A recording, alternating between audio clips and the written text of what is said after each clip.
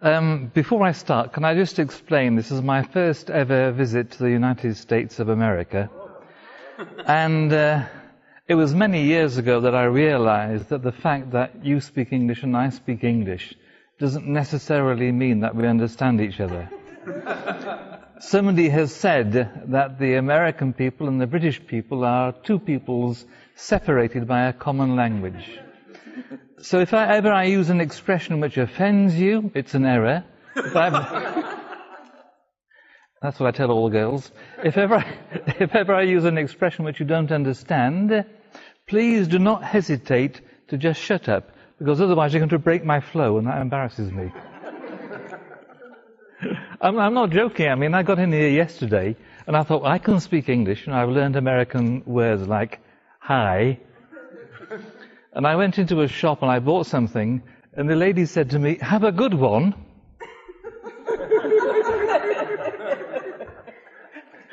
I felt like saying to her, "I haven't got one."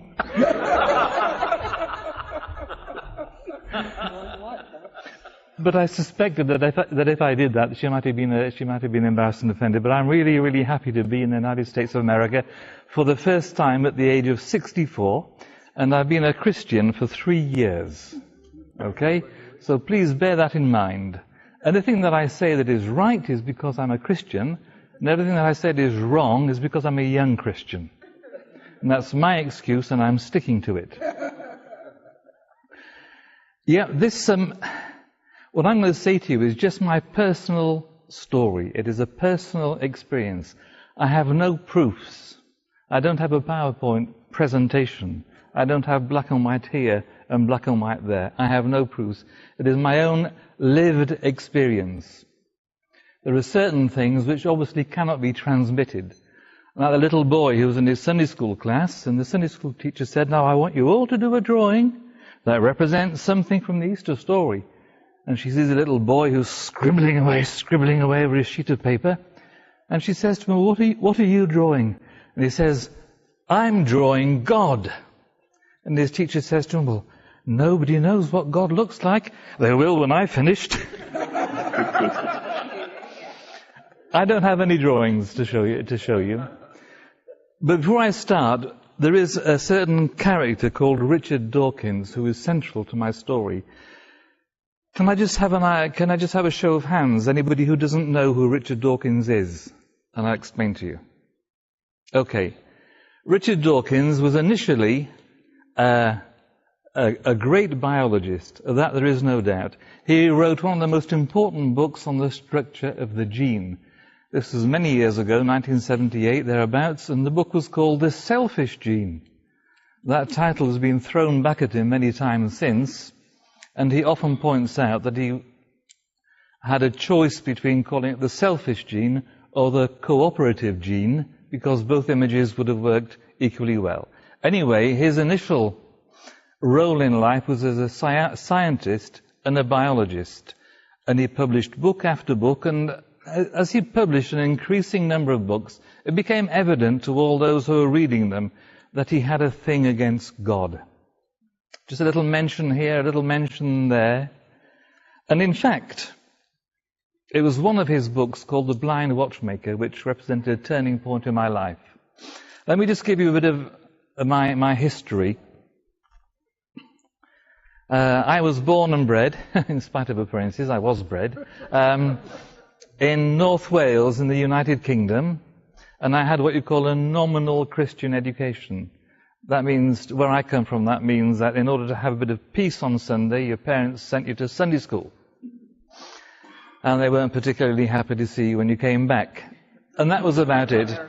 And really? Wow, must have been a bit of a horizontal gene transfer then, across the Atlantic. The lazy gene transferred all around the world from as soon as like that. Eve has got a lot to answer for, I agree with you. And I was 15 when some Mormon missionaries came and knocked on my door. In fact, I was out that morning, and my mother said, "I'm too old to change, come back when Richard is home."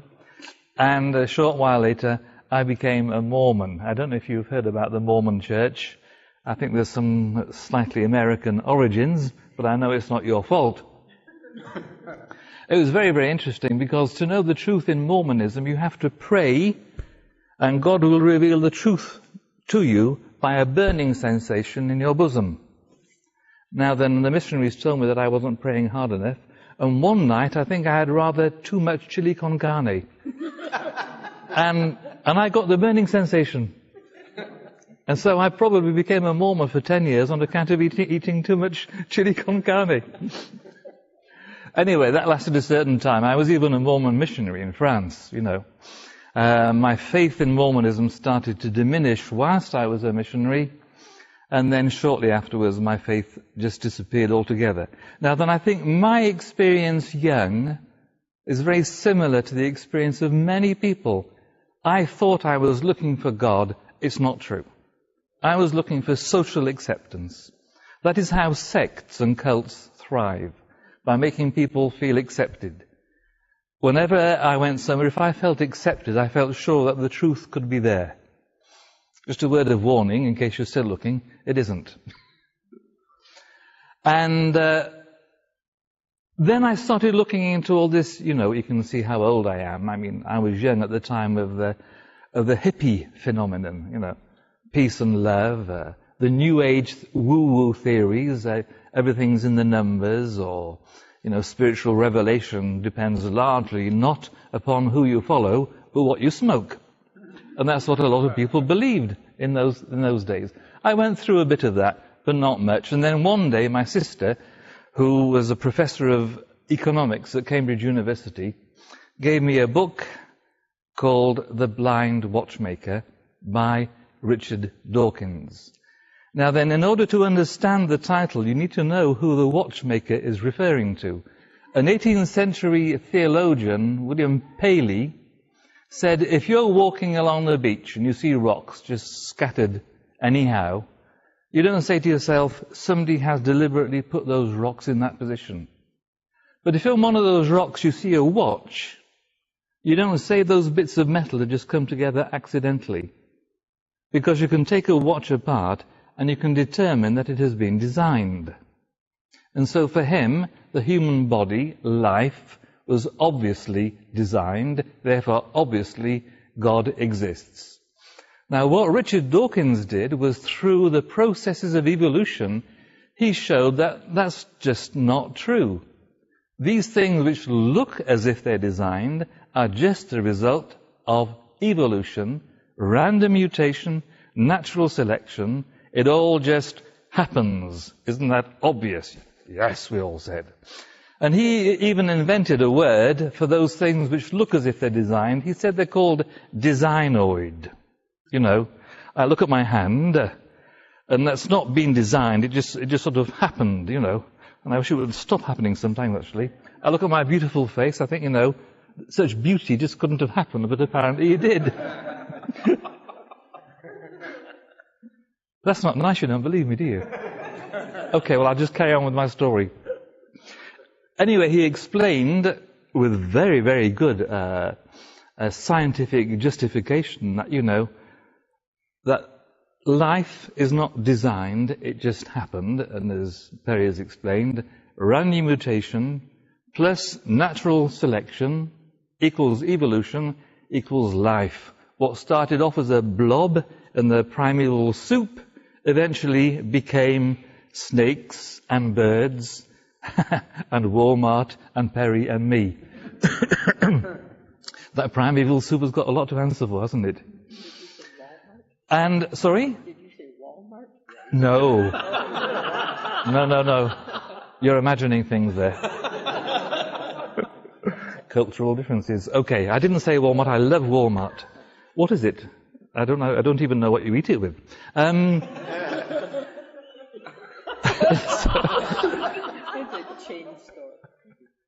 I'm sorry, it's just my nature. Because it's basically, I'm so excited about what I'm going to tell you. The thing is, what Perry told you is because, you know, he wanted to get you all hyped up to listen to me. It's not really true. I became an atheist. I didn't decide, aha, I got the proof that God doesn't exist, I have the proof. No. I thought, how obvious all this frustration in looking for God was bound to happen because I was looking for something which didn't exist. So my first atheist word was hallelujah. If you understand what I mean. That's all over.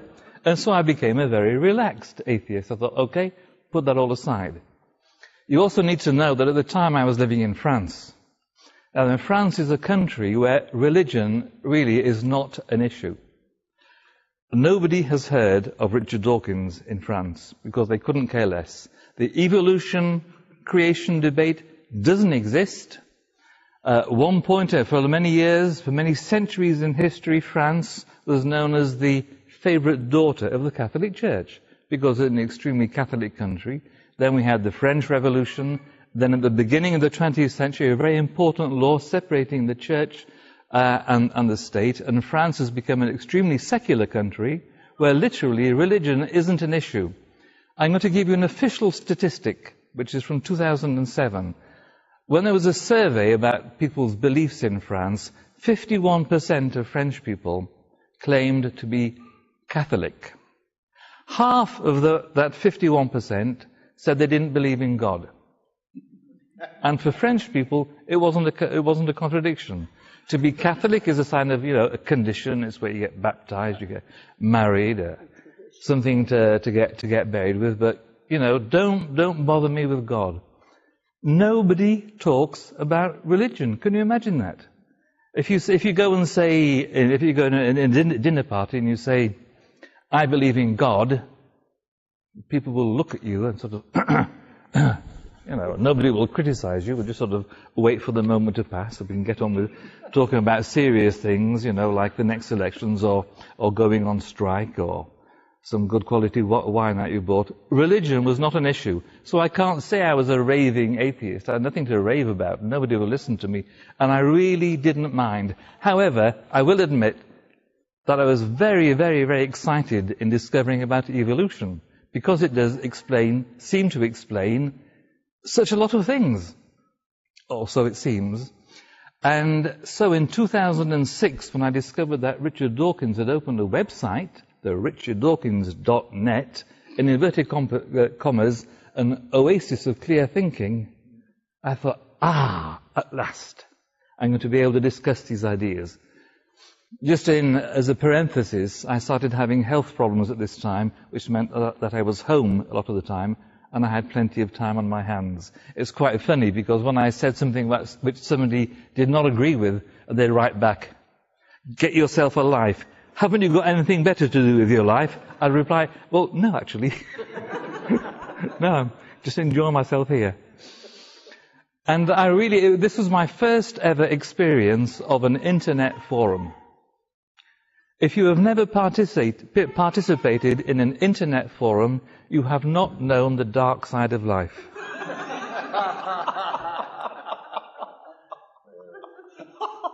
It was my son who explained to me the formula, which I can't repeat because we're in the church, and it ends with a very rude word. But the formula is anonymity, you're anonymous, plus the internet, plus you have an audience, equals somebody not very nice. And it's a rude word that finishes with head. And nowhere is this truer than in the debates concerning religion. I went onto this site, I signed up, and I thought to discover all these discussions and participate and say clever-sounding things. And I just came across page and a page of abuse, vile language, insults. I thought, now hang on a sec. We have got a problem here. Why is this? How can this be the case? And I tried to sort of add things to the discussion. Yeah, there were very, very clever people, very intelligent people, brilliant people who did post on these sites. I'm sad to say they were in a minority. And if you follow the history of what's happened to Richard Dawkins' site, if you know about the scandal that struck his site last year, and I'm at the origin of it, if you know about how his site imploded before getting changed, you will know that all this filth and hate and bile, which was directed against Christians, due to an unfortunate set of circumstances, got directed against Richard Dawkins, and strangely... Flesh this out, because most people don't know this ever happened. flesh this out. Am I allowed to say words like flesh? I'm sorry, cultural differences. I'm just trying to understand, you know. I didn't know I was allowed to say flesh. Yeah, well... I mean fetish this out. That's what you mean? Fetish. You need to fetish this out. That's what you mean. Is he for real? No, I'll explain that to you later, because that's perhaps important. Because what happened before that is even more important, let's face it. And so every day I would get up and I would open the site, and I'd go into the discussions to see if anybody replied to me, see if anybody got any new ideas. And there were some very interesting things being said, some extremely interesting things being said. Then one day, somebody put on the site a link to a book called the Dawkins Letters. Not this edition, this is the second edition, when it has me in it, just the first edition. There's a Scottish Presbyterian pastor called David Robertson. He read Richard Dawkins' earth-trembling book, The God Delusion, and on his own church site he wrote a response to the first chapter, which had such a positive response, he decided to write a response to every chapter in The God Delusion, which got published, the Dawkins Letters, and somebody put a link, somebody mentioned this book on the Richard Dawkins site. And that's where it all started happening. The thing is that if you're a real card-carrying Richard Dawkins atheist, you don't read Christian books. You've heard about them, you've got an idea what's in them, but you're not going to spend money on them, are you? You're not going to encourage this folly of religious belief by spending hard cash. And so a member of the site, Pamela Kirby, she took upon herself the responsibility to read the book and to give a kind of summary of the book so we could all insult it without having to read it. And she spent a lot of time and she gave a long summary of the book, and so of course we all started insulting it. The others more than me, okay, because I'm not really an insulting kind of person, you know. When you've got a face like mine, you can't go around insulting people. And one day, somebody posted a response, and the pseudonym was The Wee Flea. Now, the Wee Flea, in fact, was a pseudo of David Robertson himself. He had come into the discussion to defend what was being said about his book. Thought, brave man. And he was criticized and criticized point by point, and he kept coming back and he kept coming back. He said that even sometimes he would get up 2 hours earlier in the morning to give full responses to the criticisms of all that he'd said. And what was astonishing was that he was really persistent, he was really polite, he hardly ever insulted anybody. Obviously he insulted a bit. I mean, he's Scottish, you know, what do you expect? You don't get born Scottish and never insult anybody, do you? Particularly an Englishman. But he insulted people with considerable grace and forgiveness. And of course that just added fuel to the fire. The discussions got more and more heated. The insults got more and more violent. In fact, there was a very, very bad moment when somebody jokingly suggested that he could perhaps be assassinated the next time he went to Ireland. That was a really bad taste joke. And that almost got the discussion shut down. And then somebody said, and of course everybody knows that David Robertson is a liar. Now bear in mind, I've read 50, 60 pages of comments from all the members of the Richard Dawkins site and David Robertson's response, and I hadn't seen any trace of a lie. But somebody said, everybody knows David Robertson is a liar. So I made the mistake of posting, could somebody please point out to me where David Robertson has told a lie? And of course I got all these loving, tender responses. Get yourself a life. Get over yourself. You dummy you. Can't you read? Don't have a good one. Sorry? Don't have a good one. I shouldn't have said that. I think I started a movement. This is definitely going to be a movement. And then one day, somebody posted a piece of information on the site You probably don't remember. It was in 2007. It was in the news.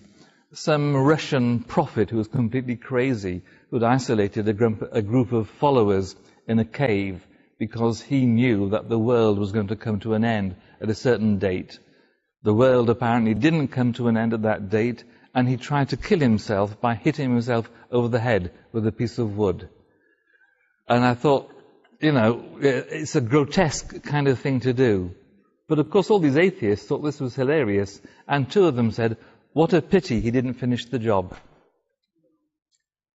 I thought, no, that is going too far. To wish somebody dead, that is going beyond a joke. And I said so. And one of the most brilliant members of the site quoted my post and just added after it, LOL. Because I wanted to defend some kind of principle regarding the sacredness of human life, laughing out loud. What a joke. It was at that point that I thought perhaps it was not the kind of place that I wanted to be. I need, in all honesty, to add a piece of information which I have never added in my story before. This will be the first time. Many have guessed it. This is the first time that I say it publicly. When I was a Mormon, obviously I'd read the Bible a lot. I'd learned off by heart lots of verses from the Bible. So somewhere in my unconscious mind I had bits of Bible floating around. That was 30 years beforehand. And I kept on reading these posts on this site, and I kept on thinking, you shall know them by their fruits. What are these rotten fruits here that are coming out? Obviously you can't generalize. You can't say all atheists are rotten fruit, because on this site some of them are saying nasty things. But it seemed to me that what was coming out of this site was not an oasis of clear thinking. It was something a little unpleasant, to say the least. And so I decided to leave the site, and I thought about this guy, David Robertson, day after day getting up early just to reply, just to defend himself. Sometimes he would start his post by saying, I've just read all your criticisms, I think I've lost the will to live. But he carried on anyway, he just answered. And I wrote to him and I said, David, I want you to know I've finished with this site. I'm sorry, I find you've been really polite, I admire you for what you've done, but I cannot believe. If anybody here has ever been an atheist, you will understand that. You don't try not to believe, you just can't believe. It just doesn't seem logic. I knew all the explanations for belief in God. God as the ultimate alpha figure, the father figure, the need for security. I knew the evolutionary explanations for God. The fact that the brain can attribute agency to things is an evolutionary strategy. And so the brain attributed agency to all kinds of things. The rain, the thunder, etc. I knew all that. I couldn't believe in God. But I wanted to say, David, you're a nice guy. I appreciate you. Apparently, when he received that, he wasn't sure whether I was sincere or not, because he had received a lot of emails from people pretending to be nice to him, just hoping to get a reply back and go running back to their atheist website. Look what I made David Robertson say. And so he just replied back to me and said, thank you for your message. You say that you don't believe in God because you can't believe in God. 2 questions. Why don't you believe in God? What could make you believe in God? Okay. I got this email early on the morning of April the 12th, 2008. It was a Saturday. So what I did was, I opened the site and I printed out every page of every post of this discussion, trying to look for flaws that I could find in David Robertson's explanations, looking at the accusations of the atheists to see if they were true or not. And I went out and sat out on the balcony overlooking the Pyrenees with my coffee, and I went through page after page of this discussion. Nothing showed me that there was anything wrong with this guy, apart from obviously a clear mental deficiency because he believed in God, but he was nice all the same. And so I went back to this email. I thought, well, I've got to reply to these questions. And now I'm not joking, we're at 24 minutes past 10 on Saturday morning, the 12th of April, 2008. Question, why don't you believe in God? That's a dumb question. What could make you believe in God? Certainly not logic and proof and reason. I didn't think that answer out at all. That which had been precious to me for years, logic and proof and reason, certainly not. And in that instant, my mind exploded. If you've ever heard the expression of an amazing grace experience, that was it. Why do I know what time it was? Because when that happened to me, I wasn't sure whether I was having a serious psychological breakdown. Just for a second I thought, I need to keep track of this. But it wasn't. It was the most incredible experience, which I cannot describe to you, which I cannot share with you. An image which I've used, which has spoken to some people, was that I'd seen the universe fairly clearly in black and white and in 2 dimensions. But all of a sudden, it was in 3 dimensions and it was in full color. It just beamed out at me. And words which I must have memorized years beforehand came into my mind, and I tremble as I repeat them to you now. From the Bible, the Christian Bible, I don't know if you read it.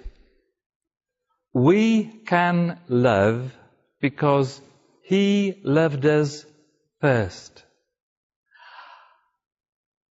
Yes, of course. That's what it's all about. It's all about love. And it's not about my ability to love Him. It's because He loved me first, and He gave me freely this love that everything opened up. I promise you, my life changed in that instant, and talking about it today is as thrilling and as exciting as it was 3 years ago. I wrote back to him and I said, you know, this has happened to me, to David Robertson. He didn't believe me.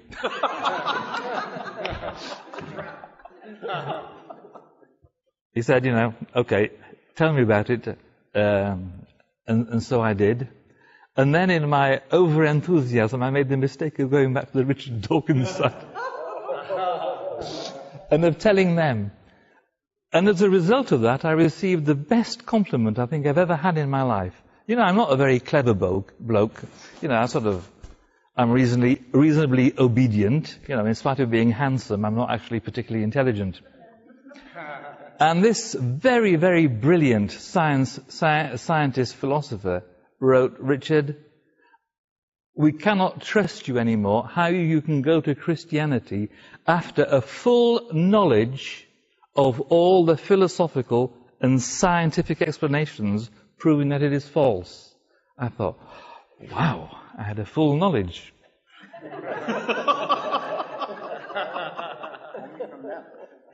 Yeah. I thought I'd better not tell my ex-wife's lawyer. In fact, as time has passed, I realize now that as I listen to atheists speaking and reasoning against religion, I have to say, well, yeah, I know where you're coming from. Not only do I understand what you're saying, but I've said it myself. I understand that perfectly. Absolutely. If you want to look down through a microscope into the philosophy books and the science books, that's all right. It's just that God has allowed me to look up, and all of a sudden, everything changes. Obviously, people ask me questions like, well, how do you know it was a Christian God? One guy wrote and said, I think you've had a temporary brain infection, you should get counselling. I wrote back to him a few weeks ago, I said, well, 3 years on, my temporary brain infarction. Do you know what a brain infarction is? You don't, neither do I. There was an article about me in the Christian Post recently where somebody wrote it a temporary brain infraction. But it's not, it's a brain infarction. And I had one and it's still going strong, and I'm very, very happy that it continues to be moving along. Right, what happened to the collapse of you know that Richard Dawkins is a very famous guy. He's written a lot of books and sold a lot of books. His book, The God Delusion, was the #1 in the New York Times bestseller list for a long time. And he's Richard Dawkins. Please don't get us mixed up. Richard Dawkins, I'm Richard Morgan. I don't want people to confuse us. A short while afterwards, I was introduced to a Christian radio in London called Premier Community Radio.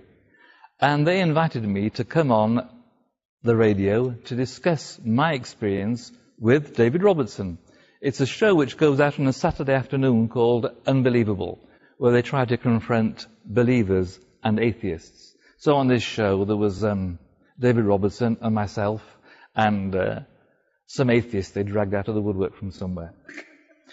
I just add something to you here. My conversion experience was so dramatic and powerful and unexpected that I said something to the people in the studio which made them laugh, but I was perfectly serious. I said to Justin Briley, who runs the show, "So you always have an atheist for the debate to record?" Yes. And I said, "Well, isn't that a bit nerve-wracking? What are you going to do for your show if the atheist gets converted on the train on his way here?" I said, do I have to pray so he doesn't get converted yet? But it was a serious concern. How do you know somebody's going to be an atheist? At the time you start recording. They've got these soundproof doors which keeps the Holy Spirit out as well. No conversions allowed. And all I did on the show was to talk about my experience, and of course my unhappy experience of the Richard Dawkins site. It could have all ended there. That could have been the end of it.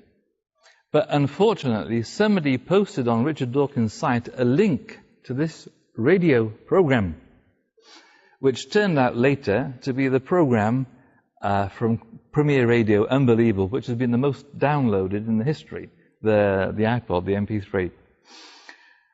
And you can imagine the reaction of the Richard Dawkins fans to my comments on the radio about the Richard Dawkins site. It became so foul and disgusting. In fact, it even became slanderous. People advised me to take legal action as regards what was being said about me.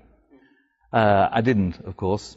But it became so disgusting that Richard Dawkins, who was in the middle of promoting the launch of his new book, The Greatest Show on Earth, he came online to insult me and to ask the site administrator to close the site down, saying this is the most appalling discussion, not the site, the discussion. This is the most appalling discussion I've ever seen. This is Richard Dawkins, who had always encouraged his fans to insult Christians. He realized that what was curiously happening was, I said, on his site, they say nasty things. They posted the link to my radio program, and they said nasty things. The proof came out in reality. Shortly afterwards, he tried to organize things in such a way that there was some kind of moderation so that that wouldn't happen. There were some problems of communication with the site administrator, Josh. They had to close the site down. And you can imagine all these anonymous God-haters. They were deprived of their space, their favorite space for insulting God. And so all the insults that had been directed against Christians, and then against yours truly, got directed against Richard Dawkins. And it was really a disastrous moment for him. And I felt sorry for him because it was a tragically painful experience for him. The site is up again now in a rather a different way. I don't go back there because I think there is a time when you decide that you don't want to get turned into a pillar of salt. And that's very much how I feel like it. I just wanted to say to you that what is just incredible to me and thrilling and exciting, that I did nothing to look for this experience that I had on April the 12th. I was not looking for God. I was fairly certain He didn't exist. I knew all the reasons which explained why religion existed, why different religions exist. And as somebody said, I just got ambushed by the love of God.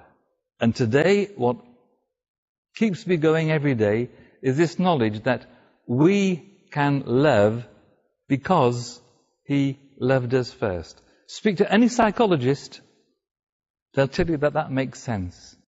In this life, you cannot give what you haven't received. And nothing is truer than when you say that about love. You can't truly love, I'm sorry to say this to you cannot truly love somebody else unless you've received love. Maybe you're fortunate enough in having parents who loved you adequately, and I'm very, very happy for you. But your parents were probably human beings, and probably imperfect. And that when you have known the unprovable experience of the love of God, my friends, I promise you, that changes everything. I finished. Not me. If you have any questions, being as I'm Welsh in origin, the first 3 questions are completely free. I'm making an effort for you. Thank you very much. Do you have any questions? No, that's okay.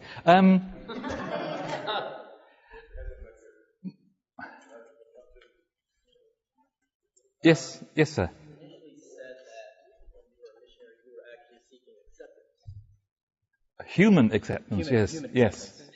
And would you say a lot of these atheists on the Dawkins site are actually seeking the same type of human acceptance? Not only would I say it, I have said it publicly more than once. You are absolutely right. You're absolutely right. And the ones who seek most attention, if you want to find an attention seeker on one of those sites, just look at the people who accuse other people of being attention seekers.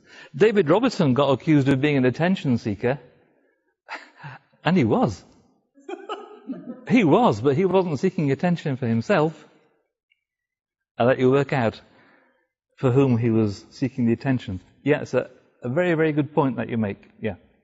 In fact, if I can just elucidate a bit further, I have this weird characteristic, I think it's a genetic anomaly, is that I like people.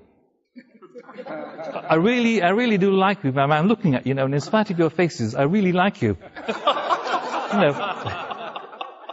I understand that not everybody can be handsome. Handsome, yeah. So I wanted to go further than just exchanges on the site, and often I would, actually messenger chat with people. I'll be right with you. And I even had phone conversation with people. And these people who are the most violent and the vile and the cleverest, the saddest human stories that I heard would break your heart. Absolutely break your heart. One of the most brilliant posters on the site, I spoke to him and he was drunk.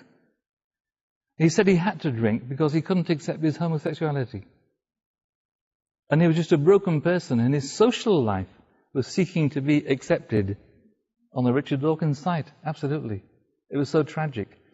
In fact, my human contact thing explains why some of them turned so violently against me afterwards. They thought, what have I said to this guy who's now betrayed us all and become a Christian? Of course, they had nothing to worry about. And I never did say anything about anybody. Obviously not. But you're absolutely right. Broken people seeking acceptance, looking for L-O-V-E. Aren't we all? Yes? Why do you think that Christians don't offer Jesus for acceptance?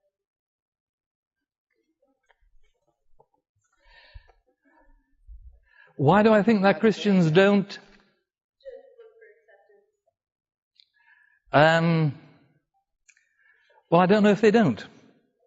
My experience has been that atheists and Christians are very, very imperfect human beings. That's been my experience. I think that many Christians have experienced the same kind of love that I have experienced, and logically, inevitably, when you receive God's love so fully, all of a sudden you need human acceptance rather less. But it's a very interesting question that I don't have a full answer to it, I'm afraid. Can I come back to you on that in 10 years? And I got a bit more experience. That's right, yes. And of course, can I just add, all this stuff about genes and everything. I mean, I've been involved in genes and everything for 25 years. And what Perry doesn't know is I'm going to tell you about a third epiphany experience that I had, and it's all his fault. And it was, in its way, not perhaps a life-changing experience, but a perception-changing experience. I was a Christian. I got involved in a Christian community, and my life changed in many significant ways. As far as I was concerned, evolution happened. That was perfectly obvious. I had no problems with that. God is God. Science and matter is there. God is supreme, regardless of what we may see or be able to see. In the last analysis, it's all up to God. Until I started reading Perry's blog posts, when he made me realize that I accepted random mutation. Now that's dangerous.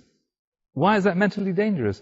Because it is the atheist's contention that random mutation is responsible for the evolution of life that throws out God. You don't need God. Random mutation does it all. And I'd been unwittingly accepting all that. So I started reading what he's been saying, and I suddenly thought, wow. I was practicing my spoken American at that time. I thought, wow.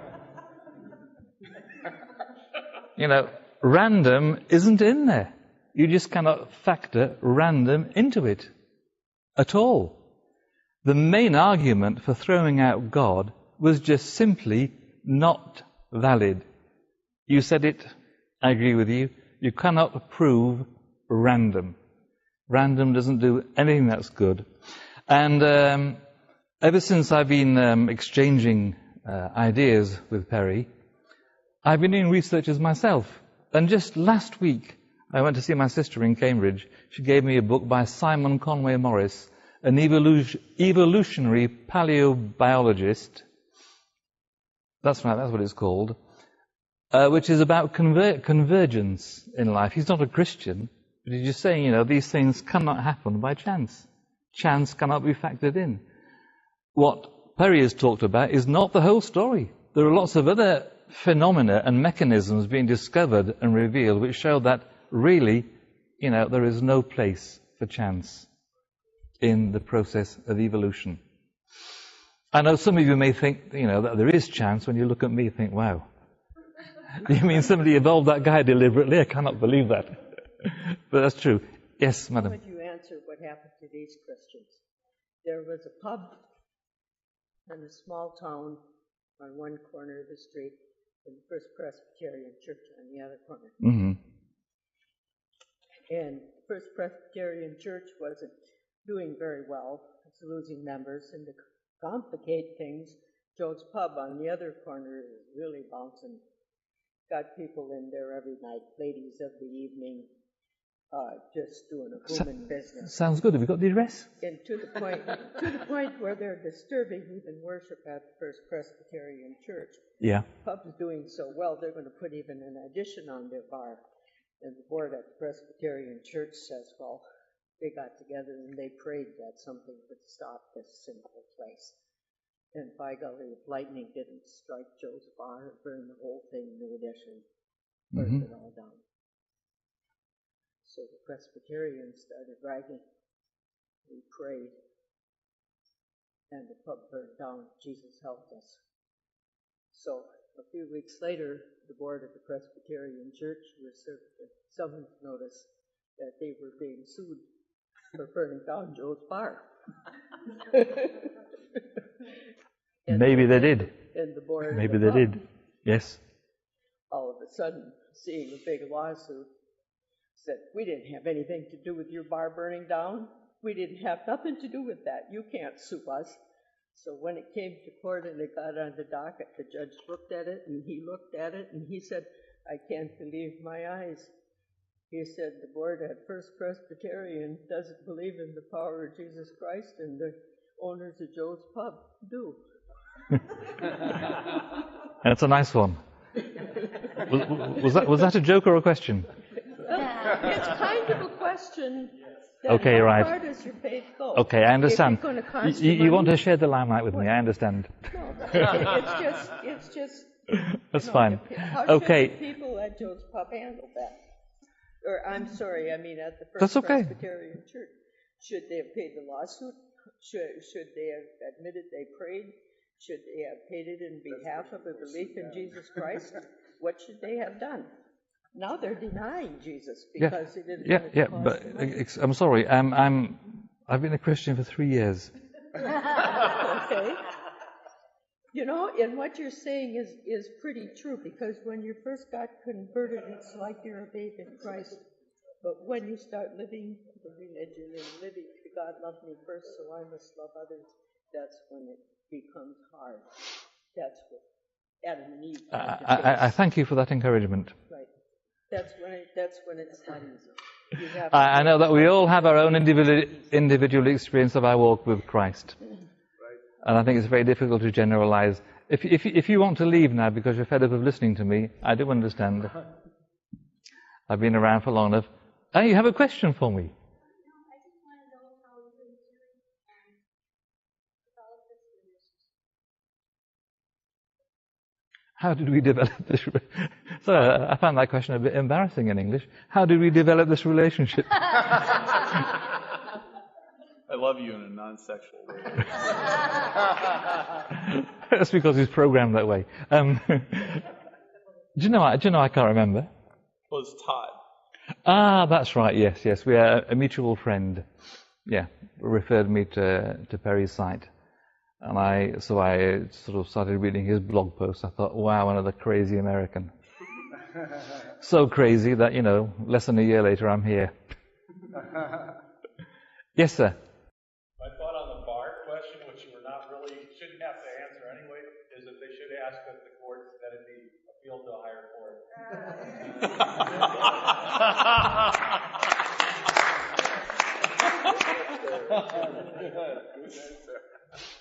I didn't even hear him. What did he say? I didn't hear him either. It was very funny. What did he say?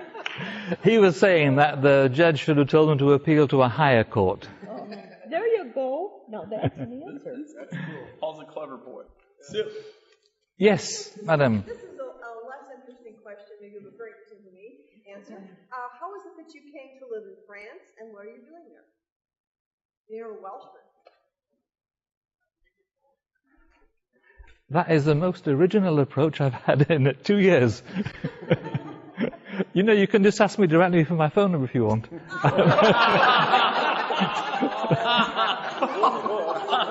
That's a Welsh move. No, it's a reasonable question. People often ask me. Unfortunately, I can't answer it because it's a personal thing. But when I settled in France, I became an English teacher in the French educational system. Before going to France, I'd been a music teacher in England and Wales. In France, I did the necessary exams to become an English teacher. And why the Pyrenees? Did you pick the region? I'll give you the true answer. When I arrived in France in 1984, I went to see some friends. I thought, I want to go somewhere else. I phoned up the airport. What is the next plane I can book a flight for? And she looked, she said Toulouse. I said, okay. That's what I was thinking. And I went to Toulouse, and I've been there ever since. And I didn't have to stand in line for 2 hours to get in. Thank you, Chicago. It's been lovely to be able to speak to you and share with you. I hope you've understood most of what I've been able to say. I want to thank you for being very patient and understanding with me. Yes. Going back to that April 12th date, when this conversion point. Yes. Do you have any sense of how long it lasted, where you were kind of in that third dimensional sort of? Do you have any sense of time, or was it something that from that point on it's sort of been like that? That's right. Yes, it was my life up until that point, and then my life after that point. Really just been. Yeah. I had a sense of the presence of God, which has not left me for 1 second in over 3 years. If we believe our friend, it will one day, but I'll wait for that, because it does happen to more experienced Christians than myself, as we know.